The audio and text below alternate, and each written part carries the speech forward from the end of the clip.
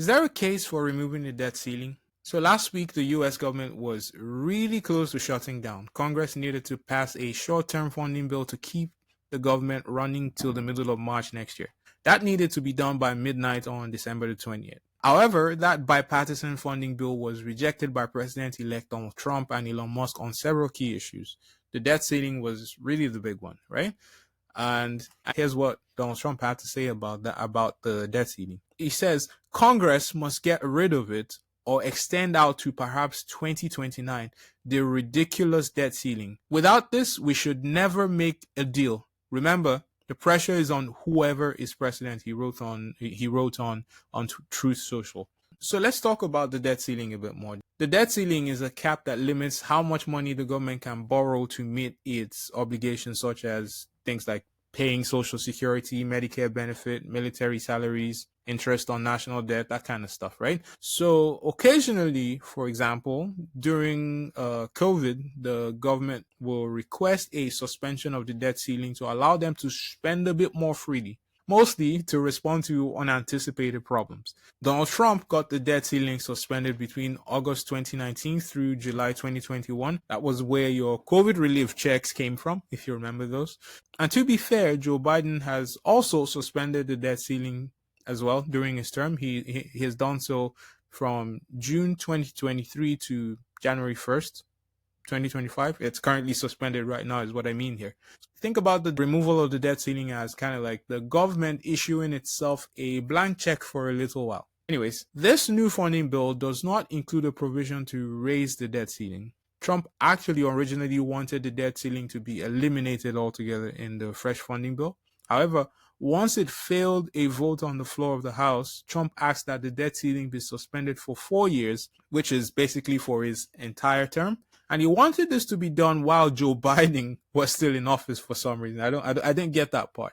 Surely, once Trump is inaugurated, he will be able to assert his agenda, especially considering the Republicans will hold a slim majority in the House and the Senate.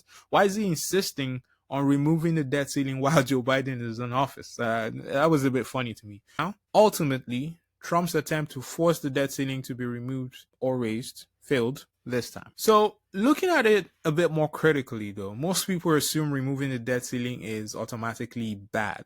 A lot of analysts online have suggested Trump is already going back on his promise to reduce excessive government spending. He wants to write himself a blank check. He wants to go to town and, that kind of thing.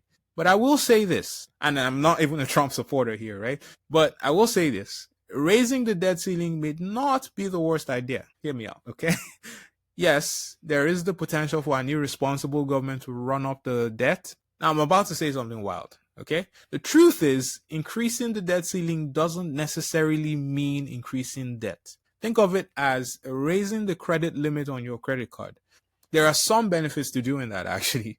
So if you, for example, if you increase your credit limits, but your debt stays the same, you end up lowering your credit utilization. This is actually a neat way to improve your credit score. Just a quick tip for you. Governments around the world actually have something similar to a credit score. It is called a credit rating, but it tells essentially the same story. Beyond a good credit rating, there is a potential for the government to invest in things that they cannot afford. Now, that can go in two ways, as you know from your personal experiences with credit cards, right? You can end up running up a tab you can't settle because you elected somebody with zero fiscal discipline. But on the other hand, the government can use that extra room to invest in programs that can stimulate economic growth. So there is a different discussion to be had on whether Trump is the right guy to give a blank check, right?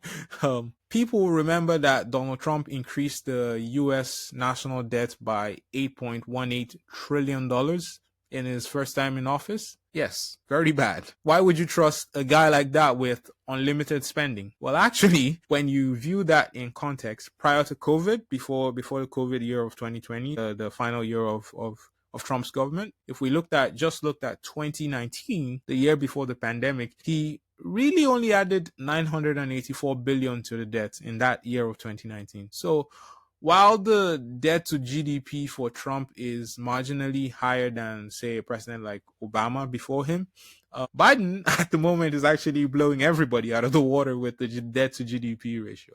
So I'll end with this. I'll end this discussion with this. Although the removal of the debt ceiling is a blank check in a sense, spending would still be controlled by Congress through the budget process.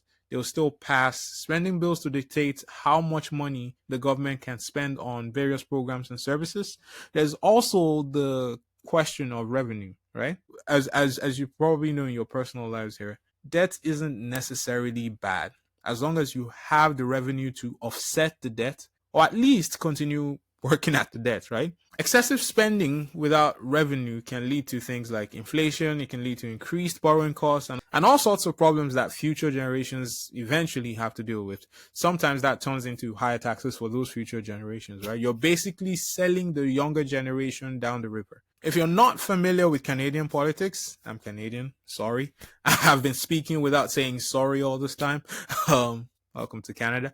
Anyways, if you're not familiar with Canadian politics, unchecked government debt is one of the reasons people are looking to vote out Justin Trudeau, our Prime Minister, at this particular moment. And the funny thing is, we actually have a lower debt to GDP than the US at the moment. I did not believe it myself. We actually have a lower debt to GDP compared to the US right now. So that's one reason people are trying to vote out Justin Trudeau right now. That and the fact that we're in a per capita recession at the moment. Long story short, it means Canada is broken. At least 70% of Canadians believe that. And young people basically have no way of getting ahead. Like, seriously, we're all looking for a Christmas miracle over here. And speaking of Christmas miracles, I'm trying to get to 1,000 subscribers before January 1st. Now, I'd love it if every one of you who's watching this video right now subscribe to this channel, right? It really helps and it's free. I wish you all a Merry Christmas. I'll see you on the next one. Take care, guys.